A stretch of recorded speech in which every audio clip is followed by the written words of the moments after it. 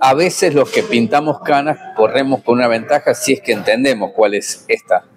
Y es lo vivido. La experiencia no requiere inmediatamente el concepto de sabiduría, pero sí por lo menos el interés de buscar. Este presente se parece muchísimo para mí a los 90. Era más pibe, por cierto. Había algo de grosería, de una ofuscación social que después fue creciendo, que no fue automático a pesar de todos los escándalos que iba ventilando la prensa. Yo no olvido a Cabezas, no olvido Río Tercero, no olvido IBM. Y lo recuerdo porque cuando hice la carrera de periodismo había una materia que tenía que ver con la investigación y allí se planteaba lo que es la severidad de la búsqueda de datos y chequear los mismos. No nos enseñaban a remitirnos a la duda y con la duda la no manifestación, sino el compromiso ético de situarnos en un tema que es de interés público y dar lo mejor para esclarecer a aquellos que tienen interés, ni siquiera los sabios. Ese 90 con este tiene muchos parecidos, además de los Menem, nombre. Pero se han cruzado límites. Y creo que las definiciones que fue tomando el gobierno en varias áreas, pero esta que voy a charlar con el doctor Gradín, que es juez, es muy significativa porque, no sé si ustedes escucharon no hace mucho tiempo decir que se odia poco a los periodistas. Yo no soy, créame, orgánico de nada, de ninguna estructura de comunicación. Pero esa manifestación clara para deteriorar algo que tiene un pedazo de historia y que precisamente en estos días ha sido por los periodistas que ventilaron los audios de un tal Spagnuolo, que era abogado de Milei y que toca a la jefa o al jefe, a Karina Milei. Fue el periodismo. No estoy destacando al periodismo por sí mismo, estoy diciendo que hay una decisión que toman algunas personas, Mauro Federico, Jorge Real, de validar lo que es un inicio de investigación, que rápidamente el juez Casanelo, el Tortuga, que ya no es Tortuga, dijo voy para allá, lo cual también hay otro dato ahí. El fiscal puede actuar de oficio, por supuesto, el juez puede hacerlo, por supuesto. Y entonces, en menos de una semana, lo que parecía ser una posición considerada del gobierno tiembla, para no decir que tambalea. Ahora, el otro dato significativo es que aparece un tal Viola, que tiene non prontuario, antecedentes muy interesantes, que acompaña a Karina Milei y lleva a un juez, Marianello, que dice, cuidado, si se reproducen los audios está en riesgo la seguridad nacional. No escuché ningún análisis. Miren que hay canales de streaming, radio, televisión, ninguno que diga que eso no es censura previa. Y escuché y busqué a constitucionalistas que dicen que eso es censura previa, más aún cuando hoy La Nación publica lo que es el argumento presentado por Viola, que representa a Karina Milei, en donde no hay ningún dato o elemento que ponga a consideración de que está en riesgo la seguridad nacional, salvo el buen honor de Karina Milei y cuestiones privadas. ¿Por qué lo convoqué al doctor Gradín, el juez? Porque parece que hay señales de fin de ciclo o de época. Y que no todo vale, porque esto es un suspiro, vendrán las presentaciones. Mientras acá no se reproducen los audios, en un canal de streaming de Uruguay pasaron los audios donde Karina no dice nada. Pero ya anunció ayer Jorge Real que tiene audios que vinculan a Karina con discapacidad, o en todo caso la deshumanización. Yo no hago esto en defensa del periodismo.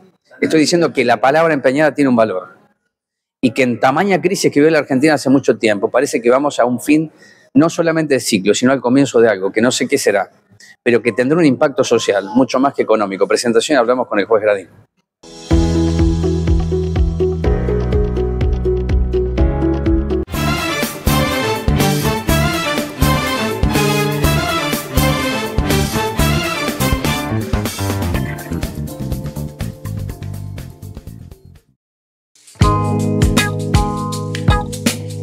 El cambio rotundo que hubo acá en Manantiales. Como pueden ver de fondo, tenemos una plaza inmensa, hermosa. Tenemos asfalto, que es lo que hacía falta acá en el barrio. Queremos agradecerles por todo lo que hizo por nosotros los chicos de Barrio Manantiales. De pasar a jugar en el barro, jugamos en juegos más decentes, podemos correr, juntarnos con amigos y la verdad me encantó la plaza.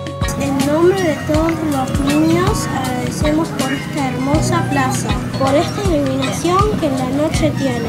Gracias por esta oportunidad de expresarme. Mi nombre es Noé Manuel Goyeneche Guevara. Voy a la escuela 82, tercer grado. Muy bien. En este lugar no solo se va a jugar, sino que se va a soñar, se va a buscar que los niños tengan un bien común.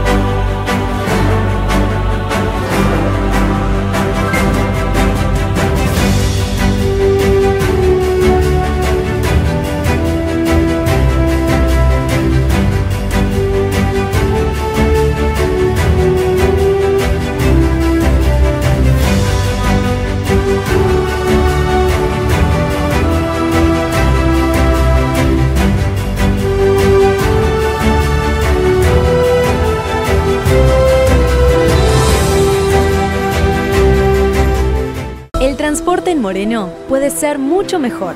Puede tener más empresas brindando el servicio, y no una sola. Puede tener más recorridos que conecten todo Moreno para que puedas tomarte un solo colectivo que te lleve a donde necesites. Puede tener más frecuencia para que la espera no sea eterna. Puede tener más y mejores unidades para que todos y todas viajemos mejor. Pero para eso necesitamos que los concejales y concejalas apoyen el proyecto con su voto en 2026, cuando vence el sistema actual, como cuando asumimos la gestión y modificamos el sistema de recolección de residuos, quitando a la empresa El Trébol, ahorrando miles de millones y brindando hoy un servicio mucho mejor. En estas elecciones, vota por nuestros concejales y concejalas para hacer el cambio que el transporte público de Moreno necesita. Vota por los concejales y concejalas que votan por vos. Vamos con nuestras mujeres. Vamos con nuestra fuerza.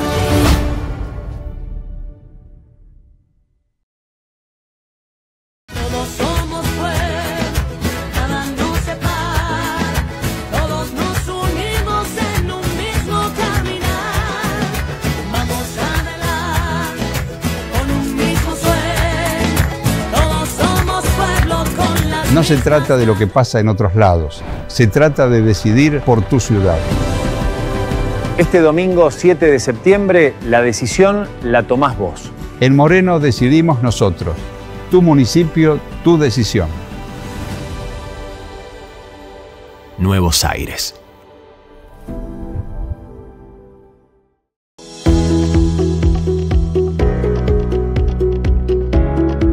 Se me ocurre en el inicio preguntarte, ¿qué hizo Marianelo? Vos sos juez, él es juez, es del Fuero Federal. Marianelo, que toma la presentación de Viola, le dice, cuidado, que está en riesgo la seguridad nacional. Yo no sé si reírme cuando leo eso, porque se agrega una presentación de Burrich, que dice que puede haber esta situación infiltrados de Rusia y Venezuela. Si esto fuese una serie, tal vez la estaríamos mirando, pero la estamos padeciendo. Quiero tu opinión y tu conocimiento sobre una situación que para mí es peligrosa. Bueno, buenos días. Mira, voy a escindirme del razonamiento político, de la opinión política, porque no me corresponde. Sí podemos meternos en la cuestión más jurídica, no porque yo vaya a expresarme sobre la opinión que tuvo un juez que tiene toda la causa a su consideración y yo no la tengo, no la vi, sino porque los mecanismos de la justicia están establecidos ya así, digamos, si la resolución está mal, tendrá la Cámara, habrá, inclusive porque toda esa cuestión de los jueces civiles que se dicen federales, pero que son de la ciudad, es un gran lío. Ya lo hablamos la otra vez con el recurso que no le dieron a Cristina, ¿te acordás? Hablamos sobre esto. Pero sí hay algunas cuestiones que que podemos atar, inclusive desde lo jurídico, a la década de los 90. ¿Por qué? Porque hubo un momento, un presentador histórico de la televisión argentina que se ponía un peluquín y lente, que los que peinamos canas lo recordamos como Tato Bores, que una jueza, que casualmente en su apellido tiene la palabra cubría, en principio toma una decisión, se entera que él va a decir algo en contra de lo que ellos pensaban era una decisión que se iba a tomar del Ministerio de Economía, y dicta una medida cautelar y se lleva el VHS, digamos, el cassette. Entonces él suple eso con un montón de personalidades que tuvieron el valor de ir a cantar la famosa La jueza Buruburubudía es lo más grande que hay. Esa foto que la traes y ese video que yo lo recuerdo, hablaba de un respeto por la libertad de expresión, por la cultura, porque quienes miran, además de los que pintamos canas, pero si van a buscar, porque estos días apareció, tenés todo, es decir, todo nivel de representación, todo, completo, te digo. No, pero más allá de eso, el final de esta película es que después se revocó. Pero también podemos buscar un precedente internacional en la Corte Interamericana. Pero busquemos uno nuestro. Dale. La famosa La Tentación de Cristo, digamos, que es esa película donde la Corte Interamericana, en la que nosotros estamos escritos, dijeron, muchachos, ustedes no pueden meterse en esto. Entonces expliquemos un poco qué es la libertad de expresión, qué es la libertad de prensa. El artículo 32 de nuestra Constitución Nacional habla de la libertad de imprenta, porque obviamente en ese momento solo existía la imprenta. Recuerden que cuando en 1853 hablaba de libertad de imprenta, todavía no estaba ni en Primer Diario, que fue Mariano Moreno en la Gaceta en 1811, es decir, pero ya ellos pensaban esto, ya ellos pensaban.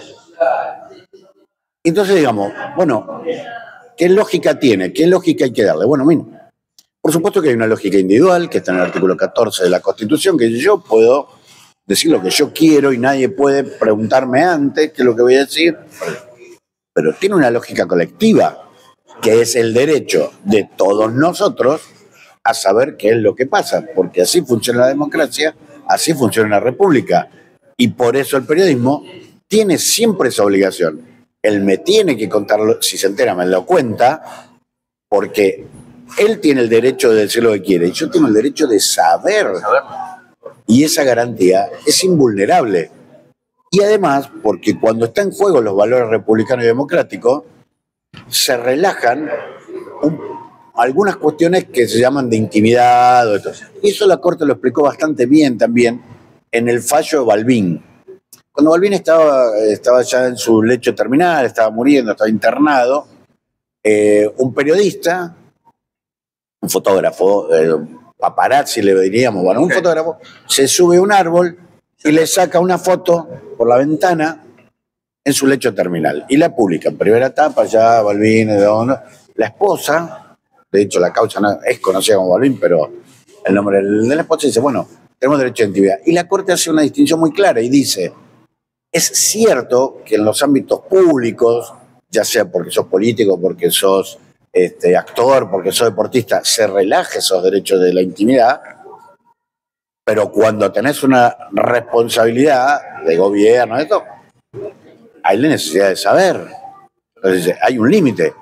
Por supuesto que termina diciendo claramente, aunque sea Balbín un político, yo soy un político, vos no tenés derecho de ir a fotografiarlo en su lecho terminal, digamos, en su enfermedad, al borde de la muerte. Entonces, cuando conjugamos todas estas cuestiones, en principio tenemos que decir, bueno, a ver, estamos en un problema jurídico grave, porque claro que hay censura previa, no se puede hacer esto, mucho menos si los que están del otro lado son periodistas, porque ellos están obligados a decirme eso. Viste que muchas veces lo he utilizado a lo largo de mi carrera, ¿no? Un funcionario está obligado a hacer la denuncia si entiende o cree que hay un delito. Bueno, los periodistas tenemos la obligación, no en ese campo, pero que te decía recién, la obligación de transmitir algo que creemos o que lo tenemos chequeado. Pero este caso es muy particular, los audios, porque no aparecieron los audios. No están los audios de Karina. Dice, por las dudas, si aparecen los audios. Por eso se configura, bueno, para mí, por ahí equivocaba Marcelo, los abusos de autoridad o censura previa, como quieras, pero yo lo veo así porque no salió nada. De hecho, en Uruguay aparecieron los audios. Que es este tiempo, ¿no? Fíjate, hablamos de imprenta, ahora estamos hablando de streaming. Está bien. Lo peligroso de esto, digamos, en el proceso, lo más peligroso, es que no dicen hay audios falsos con contenidos que no son. Dicen, ustedes no pueden pasar los audios, que es como tapar el sol con las manos, porque lo que ocurrió, ocurrió. Entonces ahí deberíamos establecer una diferencia entre un procedimiento ilegal y un procedimiento ilegítimo. ¿Vos me hablás de audios ilegales o clandestinos? Ajá. Entonces, ilegales, si el audio lo saca... Me pinchaste el teléfono, por ejemplo. El teléfono sin orden. Eso es ilegal. Eso no se puede hacer. Ahora, ¿okay? Si yo estoy charlando con vos y él está grabando la conversación, ¿sería clandestino? Clandestino. Okay. Pero eso no es ilegal. Digo, con eso se desmistifica o se rompe uno de los argumentos que para la dogmática penal es el famoso fruto del árbol prohibido. Fruto del árbol prohibido dice, cuando vos obtenés una información, pero por un medio ilegal, no la puedes usar. Vamos a usar, saquemos el esquema de la comunicación, que por ahí es más difícil verlo, usemos un esquema más burdo. Si dos funcionarios policiales torturan a una persona porque la acusan de haber robado el Banco Provincia y en el medio de la tortura dice, no, el Banco Provincia yo no lo robé, yo robé solo el Banco Nación. Entonces empieza una investigación sobre el robo del Banco Nación, eso es ilegal, porque se obtuvo esa información de manera ilegal. Ahora, si nosotros tomáramos que todas esas cuestiones son, que conocer audio, video, son ilegales, bueno, tenemos una chorrera de causas que nacieron de la cámara oculta, de las cuales muchos de estos periodistas ahora dicen, no, son ilegales, no, paren, ustedes laburaban de esto. Ustedes se sentaban con funcionarios y los grababan y después les llevaban esa grabación al juez que arrancaba con una investigación. Miles de cámaras ocultas. ¿Te acordás? Telenoche Investiga, por favor. Claro. Y ahora se rasgan las vestiduras que lo firmaron. Lo grave de esto es que los audios o las filmaciones, los videos, tomados de una manera clandestina, en términos generales obligan al juez a investigar y ver lo que pasó. Eso no son condenatorios, eso hay que ponerlo en un contexto y ver las otras cuestiones.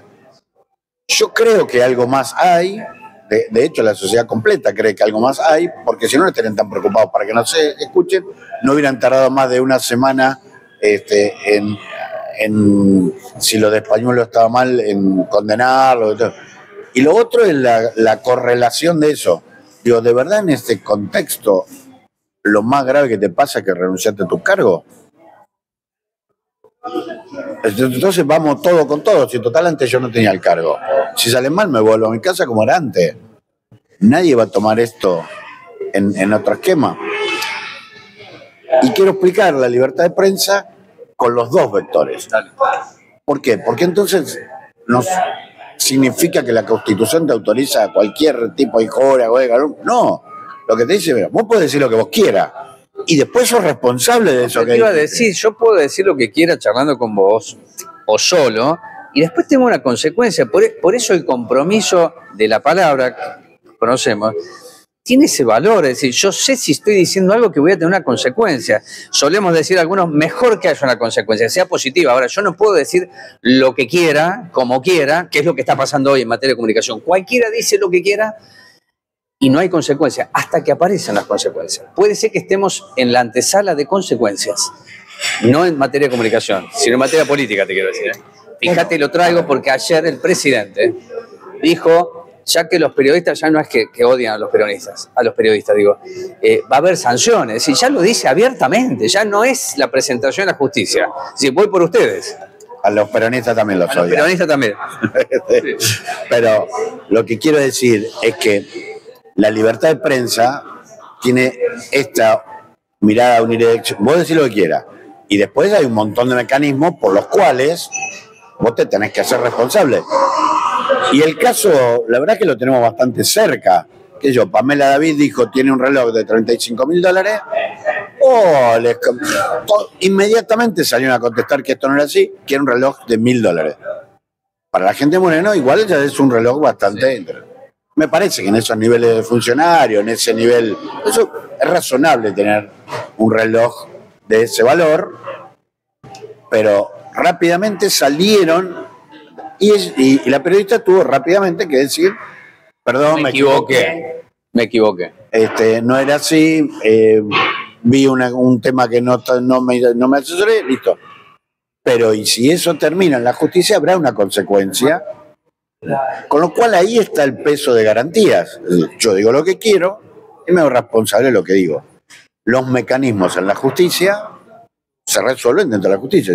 Primera instancia, cámara, corte, como fuere. Me parece que estamos en una situación grave cuando el responsable es el periodista y no la noticia. Lo importante es la noticia. Si ellos creen que ahí hay un algo mucho más, cuando los propios responsables son ellos. Es decir, quien ejerce el gobierno y quien tiene la facultad de control y contralor. Un año y medio después de lo del fentanilo no puede decir, no, acá no se controló. ¿Y quién tenía que controlar? Acá hubo escuchas ilegales en la Casa Rosada, perdón, hoy. Ese organismo, ¿de quién depende? Bueno, dennos a nosotros, la sociedad, los responsables de que hicieron eso y encaucen esta mirada, pero encaucenla ustedes que tienen esta responsabilidad. Judicializar estas cuestiones no resuelve el problema porque tapa el sol con las manos. Y hay un juez que entiende, supongo que con honestidad intelectual, de que está comprometido esto, y porque él ve la causa y saca esto. Ahora, ese esquema ¿garantiza o perjudica? Mi opinión es que perjudica, porque ahora todos pensamos qué tendrán los audios, qué habrá ahí detrás, qué es lo que hay que proteger en términos de la seguridad pública, que se dice en un lugar tan cerrado, pero tan público como la casa, como no es la casa de Karina Milei, están diciendo que es la Casa Rosada. Perdón, ella es secretaria general de la presidencia. De nuevo, lo que puedo escuchar y leer de lo que se escribe en La Nación es que los argumentos que presenta Viola no dan ninguna pauta de que esté en riesgo la seguridad nacional de nadie. Bueno, está bien, yo lo digo porque entendió que sí. Puede ser, está bien, pero después lo tenés que sostener eso, Marcelo. Decir, yo creo que sí. Bueno, decime por qué. Explícamelo. Yo creo que hay que explicárselo a la sociedad y salir de esta lógica en que la explicación es todavía peor que lo que efectivamente está ocurriendo y que inclusive te genera, si no enojo, por lo menos malestares con potencias extranjeras, porque empieza a decir cualquier cosa suponiendo que no va a haber ninguna repercusión. Y del otro lado también escuchan y dicen, no, pará. No es esta la cuestión.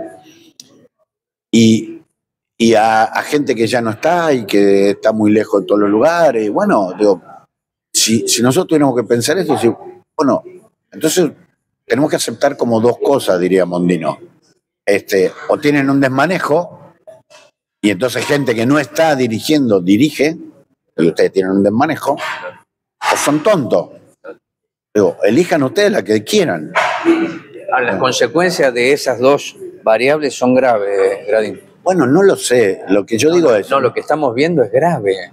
Bueno, para mí es grave porque afecta derechos constitucionales básicos del artículo 14 de la Constitución.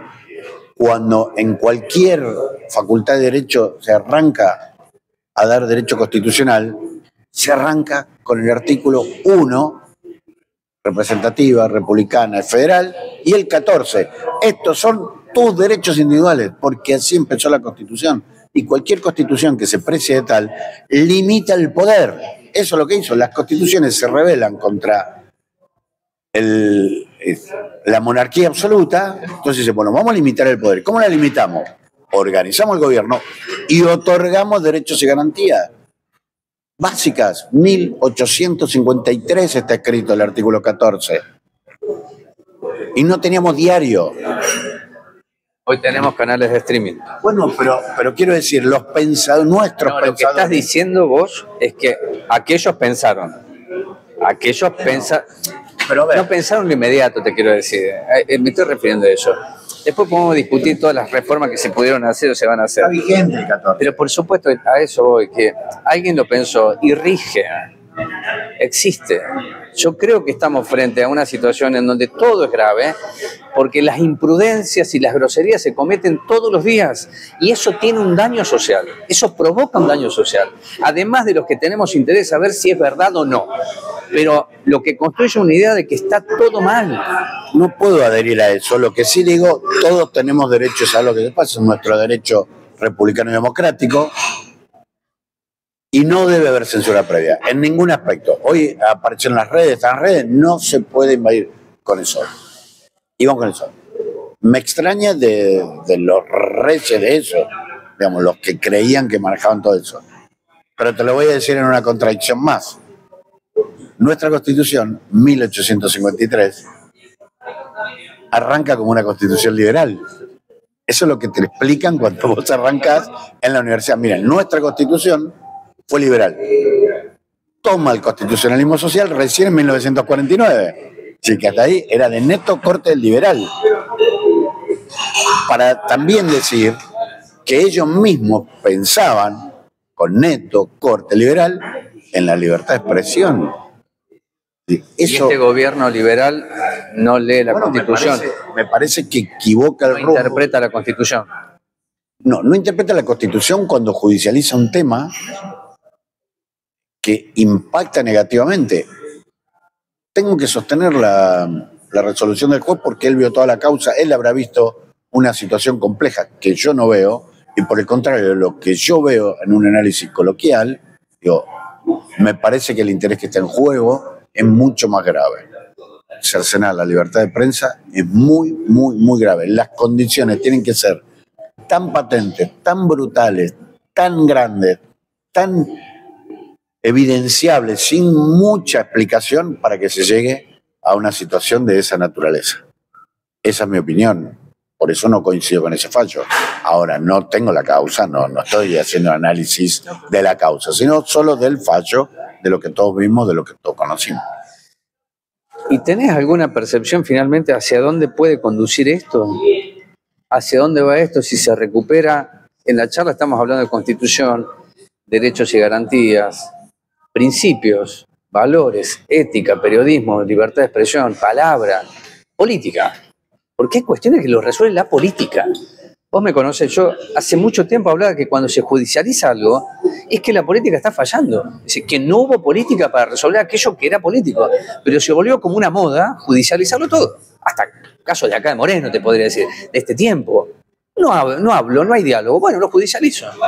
El impacto lo tiene la sociedad. Vuelvo sobre lo que a mí me preocupa, que esto en definitiva, cuando pase, cuando ocurra, le va a pegar a los que siempre son golpeados. Lo que pasa es que los tiempos de la política y de la justicia son distintos. Corren por carriles separados, con mecanismos distintos, y está bien que eso así sea. La justicia es más reposada, tiene muchas garantías, derecho de defensa, y tiene que ir esperando esos tiempos, no los puede acelerar. Los tiempos de la política son distintos, yo siempre los asimilo a cataratas, se van conformando en un momento, agarran la corriente y un día caen, digamos, pero ya en el último momento se aceleran muy rápidamente. Y hay condicionamientos externos e internos de lo que va ocurriendo en eso. A mí no me parece, siempre me pareció mal que se judicialice la política. Pero soy un juez que por competencia me toca revisar decisiones del Estado, no de la política, del Estado. Son dos cosas distintas, que es la organización, que es cómo se llega a la decisión, qué racionalidad tienen, si es proporcional lo que están decidiendo con los antecedentes que tienen. A eso se dedica un juez poco conocido como los contenciosos administrativos. Y miran las decisiones de los intendentes, miran las ordenanzas, miran las decisiones del IPS, miran las decisiones que se toman en la policía, en el servicio penitenciario. Ese conforma todo Mirá qué universo trabajas, Gradín, ¿eh? Extraordinario. Bueno, es un universo que a mí me interesa, ¿no? Bueno, a mí también. Por eso me preparé lo mejor posible y trato de darle la mayor racionalidad posible a esto. En mi convencimiento, además de la enormidad de nuestra provincia, y yo soy un juez del conurbano, porque nací y me crié en el conurbano y porque defiendo este conglomerado y lo entiendo, o creo entenderlo, o me preocupé por entenderlo de la mejor manera posible. Y no quiero ser otra cosa, quiero ser esto, un juez del conurbano. No voy a resolver ninguna cuestión gigante, ni me van a tocar casos, pero me van a tocar los casos del conurbano, y los miraré con la mirada del conurbano. Pero no la política, no la política. Nuestra mirada constitucional de la política es de los partidos políticos, artículo 38 de la Constitución Nacional, y todas las constituciones provinciales tienen que adherir y abrevar a eso. Es representativa. Nosotros no gobernamos sino por medio de nuestros representantes. El pueblo no delibera ni gobierna sino a través de sus representantes. Y esos son parámetros constitucionales escritos 1853. Ojo, lo de los partidos políticos no, es la última reforma, la del 94. Pero ya está estructurado esto así, y funciona así, y funcionó así. Respetemos esto. La política te da la legitimidad de administrar el país durante un tiempo, el país, ese estado que vos ganaste, sea nacional, provincial o local, pero no sos el dueño, no sos el dueño, sos el administrador de eso, y con una legitimidad que te la da quien te votó. Con lo cual, digo, nosotros tenemos derecho de saber qué es lo que pasa. Vos me tenés que hacer escuchar los audios, decir esto corresponde, esto no corresponde. Decirme quién fue el que grabó ilegítimamente esto, las consecuencias que eso trae. Porque si no, la sensación que transmitimos es que, bueno, cualquiera de nosotros puede estar hoy en la Casa Rosada, en el Senado, en diputado, haciendo cualquier cosa. No, ¿cómo hacemos para entrar, para ingresar, para instalar? ¿Cómo hacemos? ¿Y cómo no me lo explican los jueces cuando evaluamos la prueba? Nosotros tenemos un criterio que se llama el de la sana crítica, pero el axioma general es: tiene que probar el que afirma. El que afirma tiene que probar. Pero después eso se fue modificando y se impuso un sistema. Si quien hace la demanda dice, Rubén se llevó el teléfono, yo lo tengo que probar, porque yo hago la demanda y yo debo. Si la defensa dice, no, yo no me lo llevé, me lo regaló, lo tenés que probar vos, que vos lo estás afirmando. Pero hay un esquema que se llama de prueba dinámica, que está obligado a probar el que en mejores condiciones está. ¿Por qué lo digo? Porque en el fuero contencioso administrativo, como del otro lado está el Estado y su actuación es siempre formal, siempre tienen mejores condiciones. Si vos tenés un problema del empleo público dentro del Estado, yo le pido al Estado que me mande tu legajo. Porque ahí está todo, tu designación, tu licencia, tus cargas sociales, ahí está todo. Y tiene que estar. Y si no está, le digo al Estado, ¿cómo? ¿Cómo que no está? ¿Cómo que no está? Ustedes lo tienen que tener, es formal la actuación de ustedes. Entonces, y eso no te lo puedo pedir a vos, porque vos no tenés tu legajo. ¿Vos podés tener una copia de tu legajo y armártela prolijamente? Sí, pero ¿vos tenés obligación de tenerla? No. ¿Y ellos tienen obligación? Sí. Y ahí, entonces, en este caso, si existió algo de eso, ¿quién lo va a demostrar si no son quienes están a cargo de esto? ¿Quién va a determinar quién fue si no el que tenga responsabilidad? Digo porque hay jefe de seguridad, jefe de custodia, jefe de esto, jefe de lo otro, jefe de comunicación, jefe de esto. Bueno, llámenlo y pregúntenle quién fue, o que investiguen un poquito. Ahí hablando estamos hablando de la Secretaria General de la Presidencia. Sobre eso, o Spagnolo. En cualquier caso, estamos hablando de funcionarios públicos. Bueno, Gradín, estamos hablando de funcionarios públicos. En lugares que, hasta acá, en el caso de Karina Milei, la Casa Rosada. Olvídate, suponete que de Karina todavía no escuchamos ningún audio, nada. Si hay alguien que sabe perfectamente bien dónde fue grabado el audio, a quién se lo dijo, con quién estaba, en el caso español, es español. Si no público, no lo eché, llamalo y preguntale dónde fue, dónde lo dijo, con quién estaba. Si querés también preguntar los eventuales daños colaterales, ¿quién otro más había? Para saber. Ahora, tu única reacción es decir, acá no pasó nada, pero lo desvinculamos.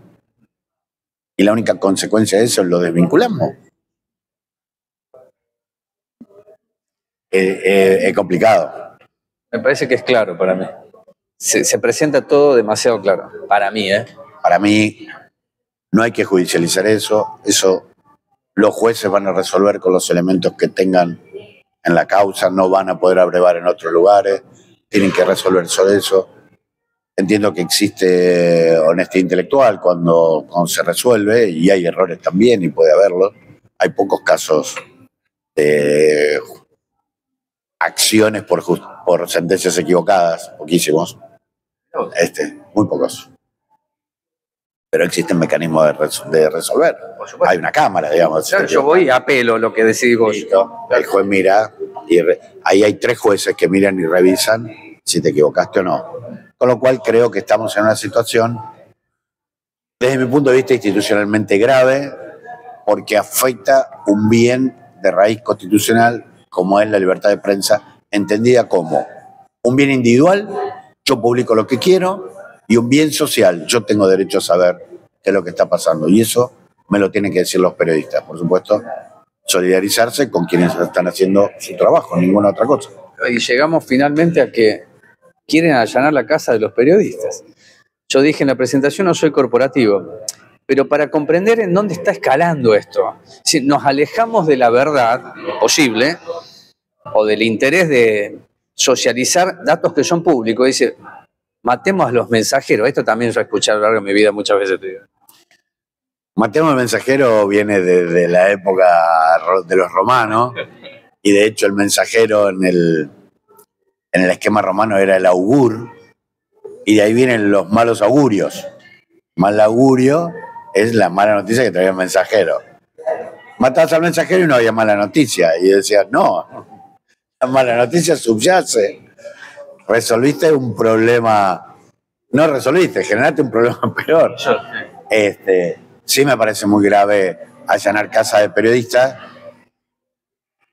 o sin determinar qué cuestión ilegal tiene un periodista, que tiene que preservar su fuente, que tiene que preservar, y que además de esa investigación puede estar haciendo otras 10 sobre las cuales no hay derecho a inmiscuirse. Eso sí me parece muy grave, me parece que no hay que ir por ese camino, no sin antes decir qué es lo que hay y qué es lo que hay que preservar. Lo vería con mayor razonabilidad si le dicen, señor juez, mire, estos son los audios, escúchelos y vea, o escuchen en este caso, y escuchen, que sería muy grave que esto se publicite. Ahora, lo que se escuchó, digamos, es muy lábil, no tiene mucha profundidad. No obstante, vuelvo a repetir, no estoy en esa causa como para resolverla, no podría opinar de esa causa. Opino de los intereses en juego. Constitucionalmente los intereses en juego que están acá me parece son graves.